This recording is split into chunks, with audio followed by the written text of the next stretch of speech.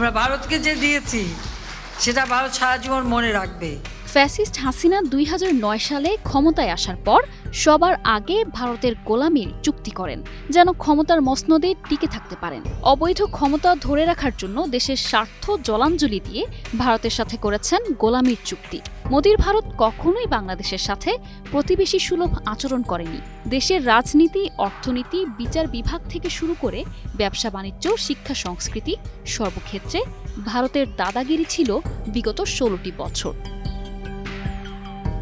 হাসিনার আমলে মোদির ভারত বরাবরই বাংলাদেশকে বিভিন্নভাবে নিয়ন্ত্রণ এবং নানা উন্নয়ন প্রকল্প সহযোগিতার নামে শোষণ করে গেছে। বাংলাদেশের সাথে ভারতের এ ধরনের ছলছাতুরি নতুন কিছু নয়। এরপর ২৪-এর গণ অভ্যুত্থানে ঢাকার রাজপথে নেমে আসে ছাত্র জনতা। স্লোগানে স্লোগানে জানিয়ে দেয় আর নয় স্বৈরাচার। কঠিন সময়ে জনতার দাবির মুখে ক্ষমতায় আসেন ডক্টর মোহাম্মদ ইউনূসের নেতৃত্বে একটি নতুন সরকার। কাঁধের দায়িত্ব নিয়েই তিনি খুঁজে বের করেন বাংলাদেশের পুরনো সেই স্বপ্নগুলো, যেগুলো ভারতের নোংরা ষড়যন্ত্রে চাপা পড়েছিল এতদিন। আর সেই দৃশ্য দেখে এখন নীরবে কাঁদছে মোদি। দিল্লির কপালে দেখা দিয়েছে অদৃশ্য চিন্তার ভাঁজ, কারণ দিল্লির চোখ রাঙানিতেই চলত বাংলাদেশের রাজনীতি। এবার ডক্টর ইউনূসের নেতৃত্বে বাংলাদেশের ইতিহাসে নতুন এক অধ্যায় রচিত হতে যাচ্ছে। মাত্র ৫৫ মিনিটে ঢাকা থেকে চট্টগ্রাম পৌঁছানোর স্বপ্ন এখন বাস্তব হতে চলেছে। বাংলাদেশ এবার ছুটবে ৩০০ কিলোমিটার গতিতে। বুলেট ট্রেনের স্বপ্ন বাংলাদেশ দেখেছিল আরও বেশ কিছু বছর আগে, কিন্তু সেই স্বপ্ন আর পূরণ হতে দিল না হাসিনা ও মোদির ভারত।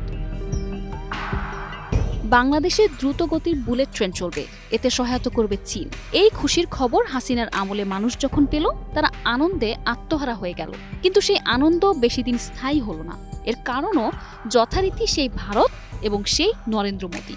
মোদি চাইলেন না বাংলাদেশে বুলেট ট্রেন হোক। মোদি যেহেতু চান না, তাই হাসিনাও প্রকল্প থেকে সরে আসেন এবং চীনকে না করে দেন।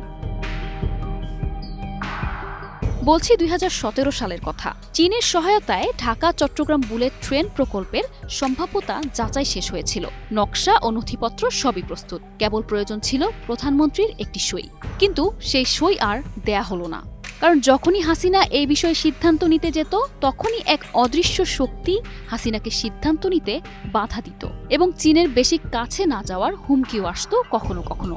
কারণ চীনের সঙ্গে ঘনিষ্ঠ হলে মোদির সমস্যা হবে। আর এই যে বাংলাদেশে বুলেট ট্রেন হওয়ার ক্ষেত্রে ভারতের বিরোধিতা, এর কারণ মূলত দুটি। একটি হলো ভূরাজনৈতিক সমীকরণের জটিল হিসাব নিকাশ, আর একটি ইগোর সাথে সম্পৃক্ত। ভূরাজনৈতিক কারণ হলো ভারত কখনোই চায়নি বাংলাদেশ চীনা ব্লকে পুরোপুরি ঢুকে পড়ুক। ভারত বরাবরই চেয়েছে বাংলাদেশকে করদ রাজ্য বানাতে এবং হাসিনাকে দিয়ে পুতুল সরকার চালাতে। এ কারণেই বুলেট ট্রেন প্রকল্পে বাধা হয়ে দাঁড়ায় দেশটি। আর দ্বিতীয় কারণ ইগোর সাথে সম্পৃক্ত। ভারত মনে করত বাংলাদেশ তাদের ভৃত্য, তারা বাংলাদেশের প্রভু। এ কারণে তারা চায় না এ দেশে বুলেট ট্রেন হোক, কারণ মোদির ভারতের নিজেদেরই বুলেট ট্রেন হয়নি এবং কবে হবে তারও কোনো ঠিক নেই। হাসিনার আমলে যখন বুলেট ট্রেন নিয়ে কথা হচ্ছিল, তখনও খোদ ভারতেই এমন কোনো কথাবার্তা হয়নি। আর এদিকে চলতি বছরই ভারতে বুলেট ট্রেন নিয়ে কথা হচ্ছে। কাজেই ভাবখানা এমন যে আমরা প্রভু, আমাদেরই বুলেট ট্রেন নেই, তোমরা ভৃত্য, তোমরা কেন বুলেট ট্রেনে চড়বে?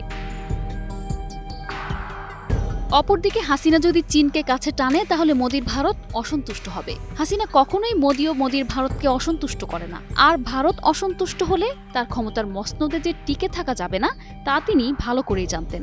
সে কারণেই বারবার থেমে গিয়েছিল এই যুগান্তকারী প্রকল্পটি। আর এভাবেই দিল্লির দাসত্ব করে বাংলাদেশের উন্নয়নের ভবিষ্যৎকে অন্ধকারের মুখে ঠেলে দেন। কারণ বাংলাদেশের উন্নয়ন মোদির গায়ে বিষ কামড়। আবার ফিরল চীনের কর্মকর্তারা, শুরু হলো কাজ। ডক্টর ইউনূসের সরকার প্রকল্পটি বাস্তবায়নে দ্রুত সিদ্ধান্ত নেয়। আর দেরি না করে শুরু হয় ঢাকা থেকে চট্টগ্রাম পর্যন্ত বুলেট ট্রেন রুটের নির্মাণ কাজ, যেখানে প্রথম ধাপে এই রুটে ৬টি প্রধান স্টেশন নির্ধারণ করা হয়েছে: ঢাকা, নারায়ণগঞ্জ, কুমিল্লা, ফেনী, পাহাড়তলী ও চট্টগ্রাম। প্রতিটি ট্রেন ঘন্টায় ৩০০ কিলোমিটার বেগে চলবে এবং প্রতিদিন গড়ে ৫০০ যাত্রী পরিবহন করতে পারবে।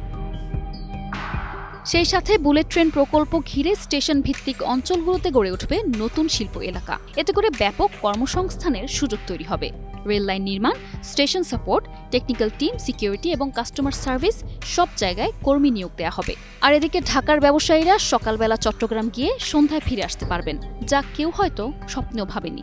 এতে করে পণ্য আমদানি রপ্তানি আরও নির্ভরযোগ্য ও সময় সাশ্রয়ী হবে। অপরদিকে পরিবর্তিত বাংলাদেশের চিত্র দেখে হাসিনা মোদি নিশ্চয়ই ভালো বোধ করবেন না। একদিকে ক্ষমতা হারানোর শোক, অন্যদিকে ঈর্ষাকাতরতা নিশ্চয়ই হাসিনা মোদিকে একদণ্ড শান্তি দেবে না। নিশা আলম, নিউজ ডেস্ক, 21 টেলিভিশন।